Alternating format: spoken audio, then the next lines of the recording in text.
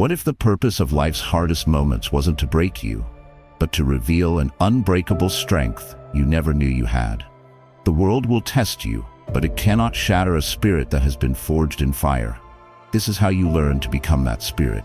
Stay unbroken when life hits hard. Compiled and published by Stoic Dominion. Lesson 1. Face pain without losing purpose.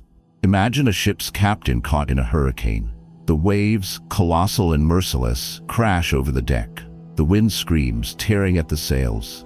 In this moment of pure chaos and terror, the captain has two choices. He can let go of the wheel, curl up in a corner, and surrender to the storm, becoming a passive victim of the sea's fury.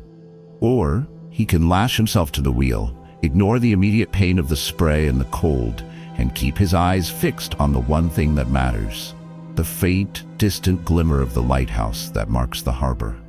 This is the inner conflict we all face when life hits us with overwhelming pain, be it physical, emotional, or spiritual. Our primal instinct is to abandon everything, our goals, our ambitions, our very sense of self, and focus solely on the crushing immensity of the present suffering. We let go of the wheel.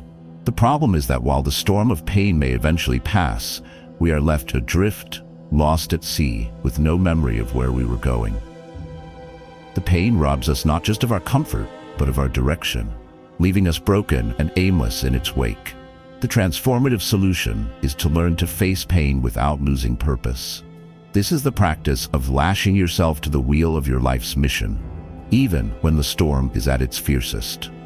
The core idea, central to Stoic thought and echoed by resilient psychology, is that purpose is the ultimate anchor in any storm.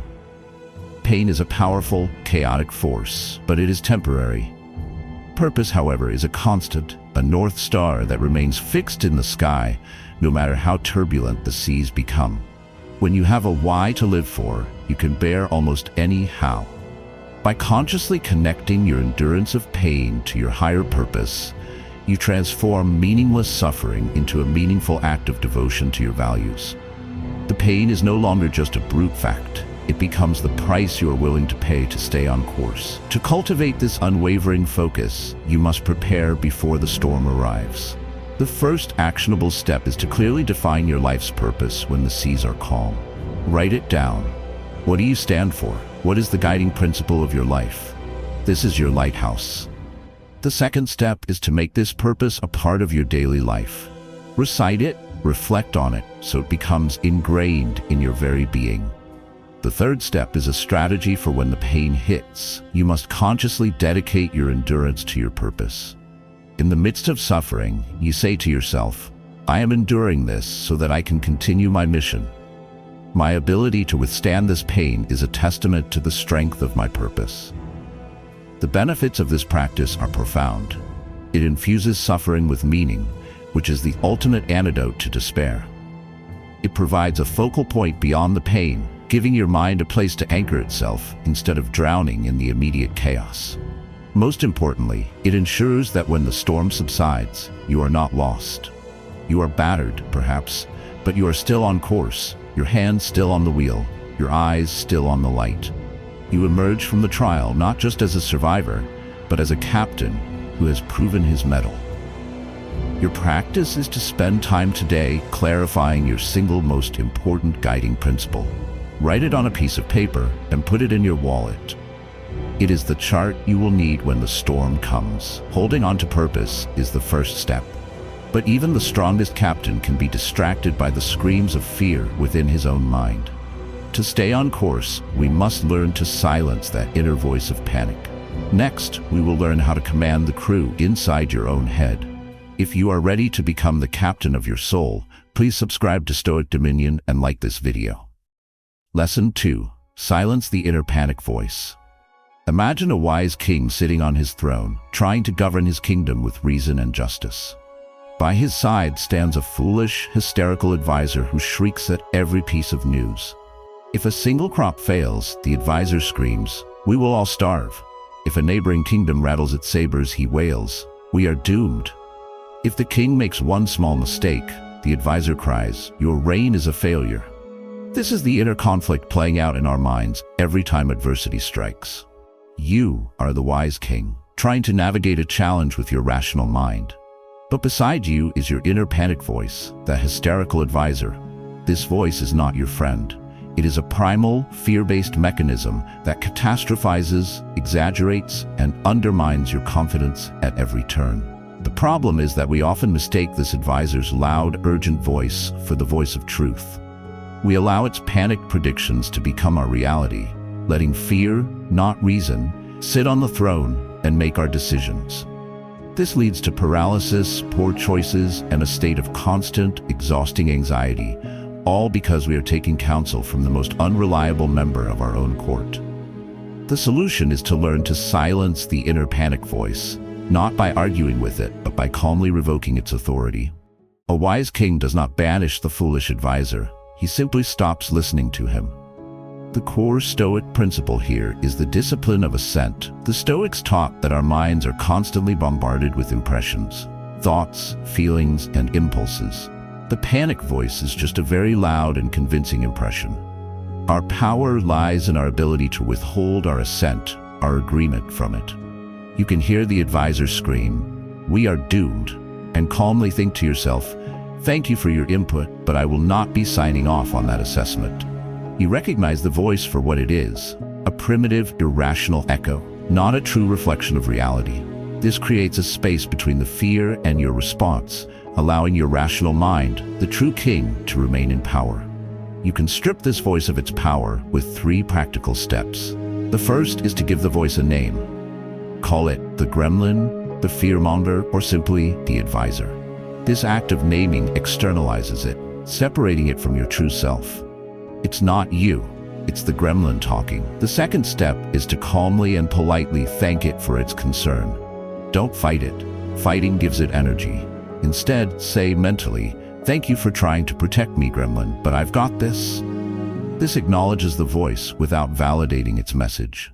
It's a gentle dismissal. The third step is to deliberately turn your attention to the objective facts of the situation, as a king would consult his map. What is actually factually happening, stripped of all the advisor's hysterical predictions. The benefits of this practice are immediate and liberating. The volume of your inner anxiety will decrease dramatically. You will feel a new sense of calm and control, knowing that you are the one on the throne, not your fear. Your ability to think clearly and make rational decisions under pressure will skyrocket. You will cease to be a victim of your own mind's worst habits.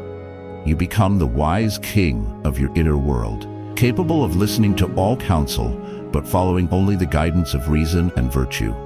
Your practice for this lesson is to listen for the panic voice today. When you hear it, simply name it, "There's the gremlin again," thank it, and gently turn your focus back to reality. Silencing the inner panic is crucial.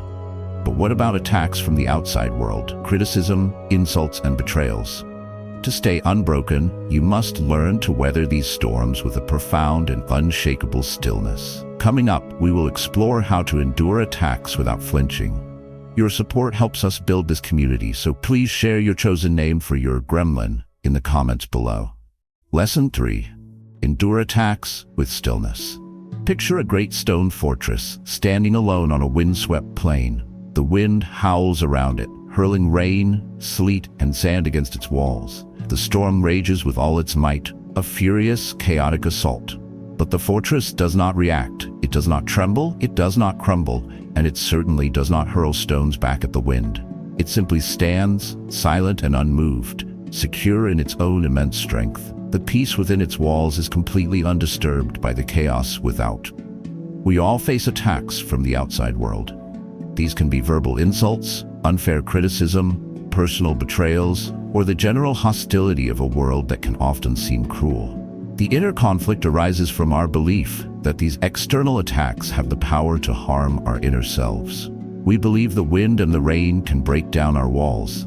So we react defensively. We become angry, we lash out, we obsess over the injustice, allowing the external storm to become an internal one.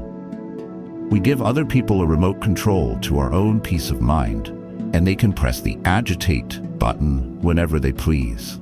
This reactive posture makes us perpetually vulnerable, our inner state held hostage by the words and actions of others. The The transformative solution is to learn to endure attacks with stillness, to build an inner fortress so strong that external events lose their power to penetrate it. The core idea of Stoicism here is one of its most powerful. Nothing external can harm your inner self, your soul, your character, unless you grant it permission to do so. Words are just vibrations in the air. Other people's opinions are just thoughts in their heads. These things have no inherent power to disturb your peace. The only thing that can disturb you is your own judgment about these things, your belief that you have been harmed. Stillness in this context is the active refusal to form that judgment. It is the conscious choice to remain like the fortress, letting the storm rage outside while maintaining perfect tranquility within. Building this inner fortress requires consistent mental discipline.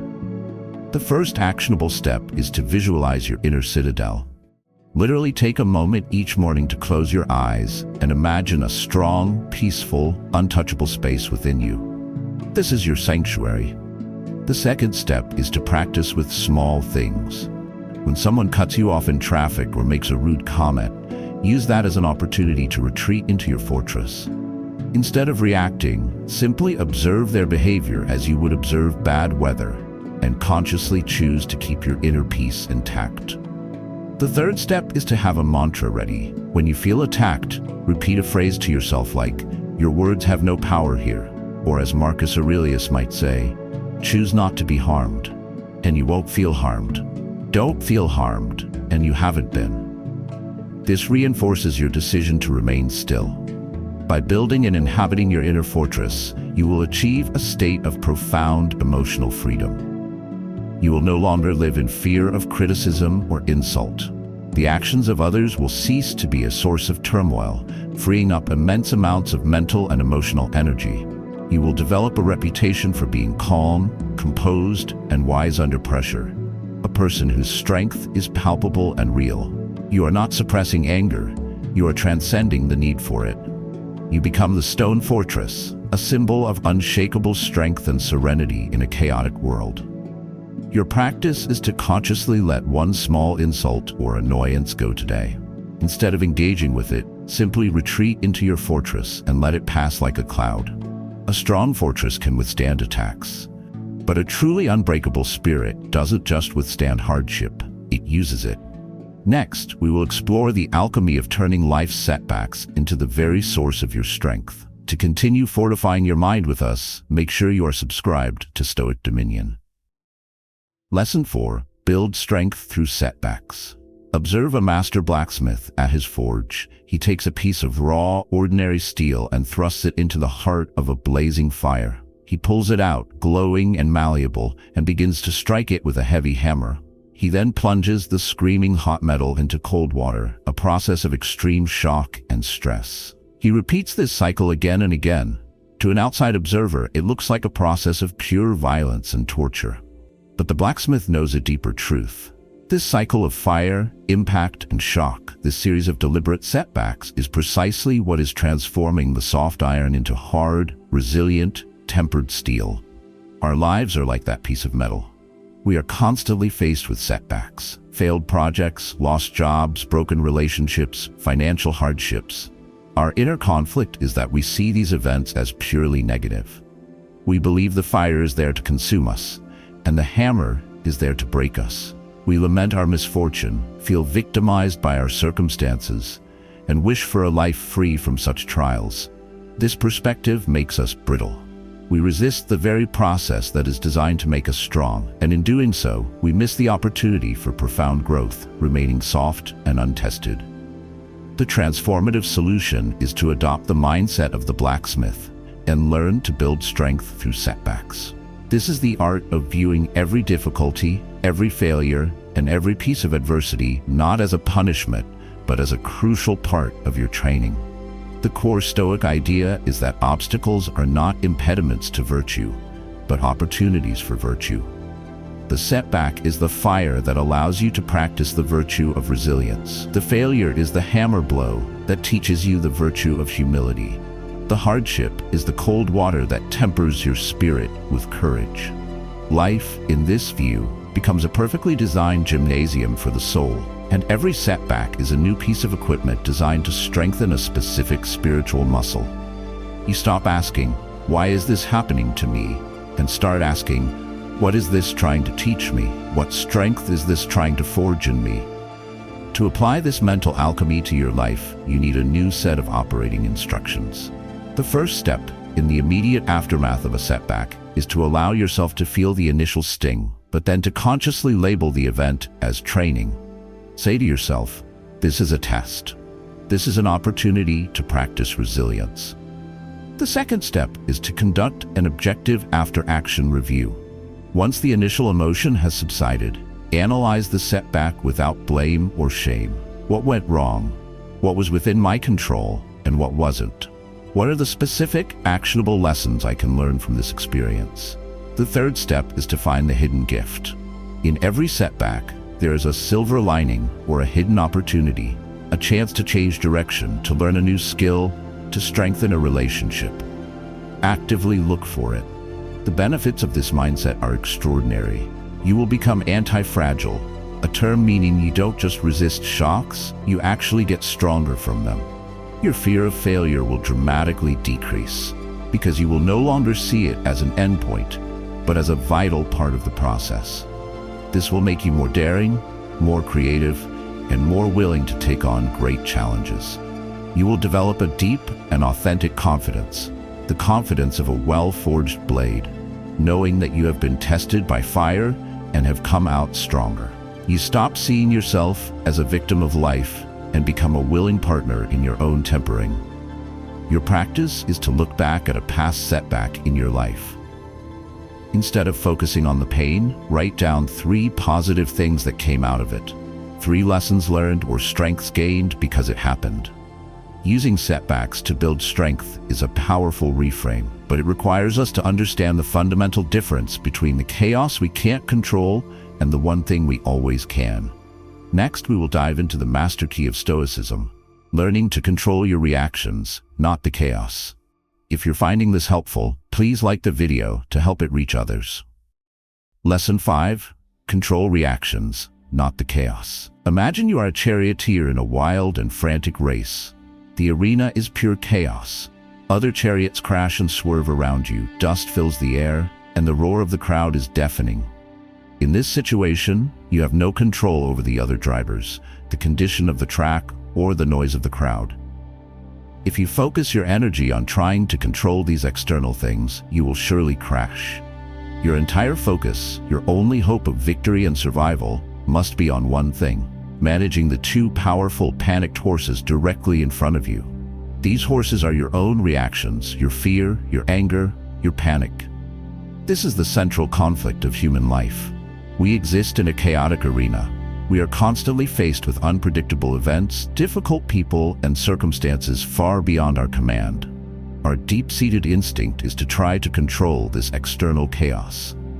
We waste monumental amounts of energy trying to change other people's behavior, wishing for reality to be different, and raging against the uncontrollable nature of life. This is a losing battle. It is like the charioteer trying to will the other chariots to move. It leads only to frustration, anxiety, and a feeling of powerlessness. The solution is the single most important and transformative strategy in all of Stoic philosophy: control reactions, not the chaos. This is the disciplined art of shifting your entire focus from the uncontrollable external world to the 100% controllable internal world of your own mind. It is the wisdom to stop trying to calm the storm and to focus only on steering your ship. The core principle is the famous Stoic dichotomy of control. Epictetus stated it simply: some things are up to us and some things are not. Up to us are our judgments, our impulses, our attitudes, and our reactions. Not up to us is everything else.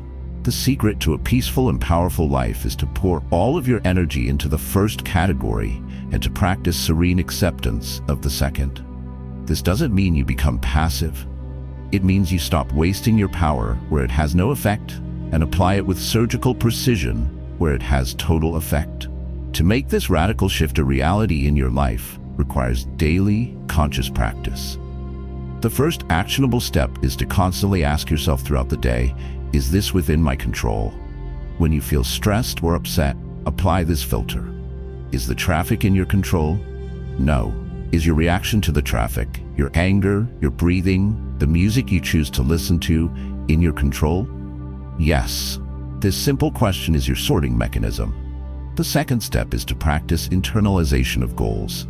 Instead of setting a goal to get the promotion, an outcome you don't fully control, set the goal to perform my job with absolute excellence and prepare perfectly for the interview. A process you do control. This way, you can achieve success regardless of the external outcome. The third step is to practice acceptance of what you cannot change by using the mantra, "This is as it is." This is not a statement of defeat, but a statement of fact that frees your energy to focus on what you can do next. The benefits of truly internalizing the dichotomy of control are almost impossible to overstate. It is the master key to unlocking a state of tranquility or apatheia that is independent of your circumstances. Your anxiety levels will plummet because you will no longer be tying your well-being to things you cannot command. Your effectiveness in life will soar because you will be applying your full power only to the things you can actually change. You will feel an immense sense of empowerment, the empowerment of the charioteer who knows that, amidst all the chaos, the reins are firmly in his hands. Your practice is to identify one thing today that is causing you stress. Apply the filter. Is this in my control? If it's not, consciously decide to release your anxiety about it and focus only on your next wise action. Controlling our reactions gives us power in the chaos. But to navigate truly turbulent times, our reactions must be guided by something unshakable within us. We need an anchor. Next, we will learn how to anchor our values when the whole world seems to be adrift. To join us, please ensure you are subscribed to Stoic Dominion. Lesson 6. Anchor values in turbulent times. Picture an ancient, massive oak tree on a cliff overlooking the sea. A violent storm rolls in, the same storm that sinks ships and levels buildings. The tree is thrashed by the wind. Its smaller branches may snap, and its leaves may be torn away. The storm batters it relentlessly. And yet, the tree stands firm. It does not break. It does not yield. Why? Because while its upper branches are exposed to the chaos, its massive, deep roots are anchored securely in the solid rock beneath the soil. The roots are its connection to something stable and unchangeable. We all face turbulent times in our lives, periods of intense uncertainty, loss, or crisis, where the very foundations of our world seem to shake. In these moments, the inner conflict is between our desire for stability and the terrifying reality of the chaos around us. We look for something to hold on to, but our jobs, our health, our relationships, even our social structures can all prove to be as fragile as small branches in the wind. If our sense of self is tied to these external things, when they are threatened, we are threatened. We risk being uprooted and broken by the storm. The solution is to anchor your values in turbulent times. This means you must become like the ancient oak tree, driving the roots of your identity down into the bedrock of your core principles. The central Stoic teaching here is that virtue is the sole good. External things like wealth, health, and reputation are indifferents. They are preferred, but they have no bearing on your moral worth or your capacity for a good life. Your values, your commitment to courage, justice, wisdom, and self-discipline are the only things that are truly yours and can never be taken from you. They are the bedrock. When your identity is anchored in who you are, your character, rather than what you have, your external circumstances, you become internally unshakable. The storm can strip away your leaves and branches, but it cannot touch your roots. Your stability comes from within. Anchoring yourself is a deliberate process. The first actionable step is to clearly define your core values. Take the time to write down the 3 to 4 principles that are non-negotiable for you. Courage, integrity, kindness. This is not a branding exercise. This is an act of self-discovery. These are your roots. The second step is make these values your ultimate measure of success. At the end of a difficult day, don't ask, did I win? Did I get what I wanted? Instead, ask, did I act with courage? Did I act with integrity? If the answer is yes, then the day was a success, regardless of the outcome. This reorients your entire definition of victory. The third step is to use your values as a guide for action in a crisis. When you don't know what to do, simply ask, what would courage have me do right now? What would justice demand? Your values become your compass when all other maps are useless. The primary benefit of being anchored in your values is a profound and resilient form of inner peace. It is a peace that does not depend on a calm world. You will be able to navigate the greatest uncertainties of life with a sense of clarity and purpose, because you will always know what truly matters. This makes you a source of strength and stability, not only for yourself, but for everyone around you who is being tossed about by the storm. They will look to you as an anchor. You become the ancient oak on the cliff, a testament to the enduring power of deep roots. Your practice is to reflect on your most important value. Then, identify one small action you can take tomorrow that is a direct expression of that value, regardless of the circumstances. When you have faced pain, mastered your mind, endured attacks, and anchored yourself in virtue, you have all the tools. You have weathered the storm. The final step is not just to survive, but to emerge stronger than before. In our final lesson, we will learn how to rise again with true Stoic power. We are nearing the end of our journey together today. Thank you for staying with us. Lesson 7. Rise again with Stoic power. Imagine a great city that has been ravaged by war and fire. Its buildings are in ruins, its streets are filled with rubble, and its people are weary and beaten. This is the image of a soul after a devastating life event. It can feel like the end, a state of permanent ruin. But then, the work begins. Out of the ashes, a new city starts to rise. The citizens, using the very stones from the ruined buildings, begin to construct new structures. These new buildings are not just replicas of the old ones. They are stronger, designed with the wisdom learned from the attack. The new city incorporates the scars of its past into its new identity, rising not just to what it was before, but to something greater. This is the inner conflict we face after we've been hit hard by life. The immediate feeling is one of permanent brokenness. We look at the rubble of our previous life, the lost job, the ended relationship, the failed dream, and believe that this ruin is our final state. We identify with the brokenness, believing we can never be whole again. This mindset keeps us trapped in the past, forever mourning the old city instead of building the new one. The ultimate Stoic strategy is to learn to rise again with Stoic power. This is the final act of resilience. It is not about forgetting the past or pretending the damage was not done. It is about deliberately using the rubble of your hardship as the foundation for a stronger and wiser version of yourself. This is the practical application of the Phoenix myth, rising from the ashes, not merely restored, but reborn. The core idea is that your hardships, once endured and understood, become your greatest assets. The lessons you learned, the resilience you forged, the compassion you gained, these are the priceless building materials for your future self. Stoicism teaches that the goal is not to return to a state of pre-damage innocence, but to evolve into a person of greater depth, wisdom, and character, precisely because of the damage you have endured.